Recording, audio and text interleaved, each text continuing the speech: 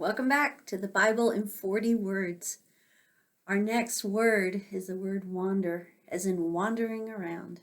We go straight from wonder of creation to wander. We go straight from God creating the whole earth to God's people wandering away and sinning against him.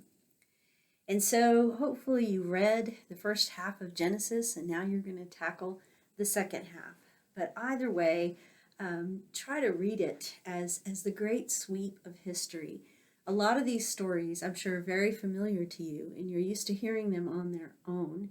But if you can try to read in bigger pieces right now, you'll see this storyline of God just using the most unlikely people, broken and sinful people, over and over again.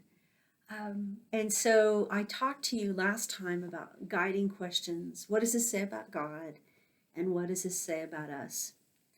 And so in this section of the Bible, you're going to see a lot of people wrestling with who we are. What is it saying about us? Who are we? We're sinful people. Cain kills Abel, over and over and over again. People do terrible things to each other. And if you're following the news, you see that playing out even now. The Bible hits us in the face with who we are. And so as you read, I want you to notice a couple of things. As I said, that God uses unlikely people, but he works through them. And so if you think your family's messed up, you read through this family and you see that God can work through that. And maybe that'll give you some hope. There are some disturbing things, like God calling Abraham to sacrifice his son. And what does that mean? But if you think about people in ancient times and ancient cultures desperate for their crops to grow or rain to come or whatever it was that they needed, they would do anything out of desperation, and child sacrifice was common.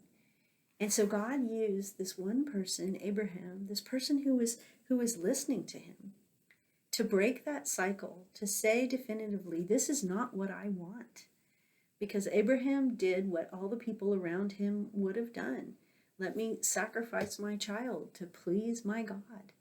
And God broke that chain and said, no, this is not what I want for my people.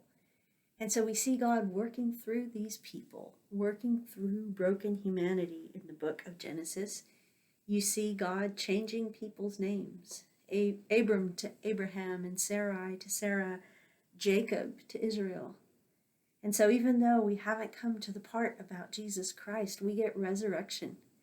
We get God bringing new life, bringing deep change into people's lives. And we see that God is working. And so sometimes you can't tell what God is doing until you look in the rearview mirror. So as you read through Genesis, just see where God's hand is guiding, leading, pointing these people to be his chosen people and working through them. Remember that question. What is this all saying about me, about us? In my sermon Sunday, I'm going to talk about where evil comes from. And I'll give you a sneak preview. I don't know where it comes from. And if you read Genesis, the Bible doesn't tell us. But the Bible does tell us that it is real and that it is among us. But it also shows us a God who's with us too. And so I hope you'll see all that. And I hope that you'll get in the Facebook group. Keep asking questions. Keep chewing on things. Talk about the things that you're noticing, maybe for the first time, or that you're noticing anew. And may God meet you in the pages. Happy reading.